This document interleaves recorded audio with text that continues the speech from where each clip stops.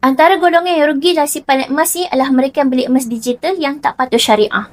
Emas ni tidak beranak dan tidak boleh dicipta. Keuntungan emas datang daripada kenaikan harga emas. Berdasarkan rekod, harga emas dunia naik sepurata sekitar 10% setahun. Jadi, bagaimana skim emas digital yang menjanjikan keuntungan berlipat kali ganda dalam masa yang singkat? Biasanya, skim seperti ini ada dua masalah.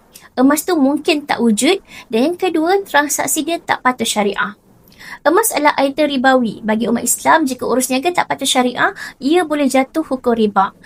Public Gold adalah syarikat jual beli emas yang telah diiktiraf patuh syariah oleh Amani Advisor.